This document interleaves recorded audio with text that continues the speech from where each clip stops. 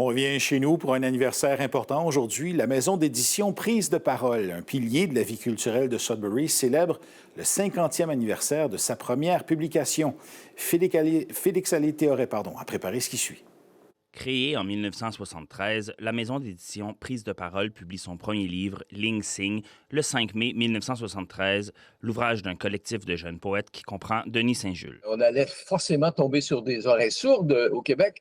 Et donc, la solution à tout ça, c'était de créer notre propre maison d'édition. De ses départs modestes, la maison d'édition se professionnalise tranquillement jusqu'à ce que l'auteur et cofondateur Gaston Tremblay en prenne les rênes en 1978. Ce qui s'agissait à ce moment-là de donner la chance aux Franco-Ontariens de prendre la parole au niveau littéraire, disons. Est-ce qu'en Ontario, il faut prendre la parole?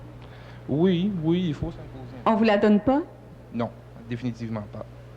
Pendant ces années, Prise de parole continue de prendre de l'ampleur en publiant entre autres les auteurs franco-ontariens Robert Dickson, Patrice Desbiens et Jean-Marc Talpé. Denise Truax devient directrice générale en 1988. Depuis, la diversification de l'offre se poursuit, mais l'urgence présente dans les premières publications est toujours centrale à sa mission.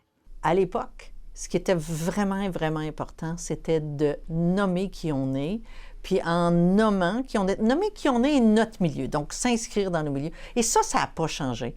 Tout le monde sait qu'on vit, on a des vies plurielles, on n'est pas qu'une chose, on n'est pas que le vert et blanc de notre drapeau, par exemple. On est vraiment très pluriel, donc on est de notre époque. Aujourd'hui installée dans la place des Arts du Grand Sudbury, la maison d'édition publie des auteurs provenant de partout au Canada, ainsi que des auteurs autochtones et issus de l'immigration. L'équipe compte aujourd'hui 3 éditrices, dont une en Acadie. Pour souligner ses 50 ans, la maison d'édition lancera le 13 mai prochain le recueil Lieu-dit, en quelque sorte un miroir du premier recueil publié en 1973. Ça faisait longtemps que j'avais ça dans mes cartons, cette idée de refaire un collectif, et on s'était dit pourquoi pas pour le 50e. Donc vraiment, là, je parle de 4-5 ans, depuis que je suis à Prise de parole, en fait. J'avais noté Ling Sing 2. Une façon de souligner les 50 ans de cette institution, mais aussi de regarder vers l'avenir. Ici Félix Allais-Théoret, Radio-Canada, Sudbury.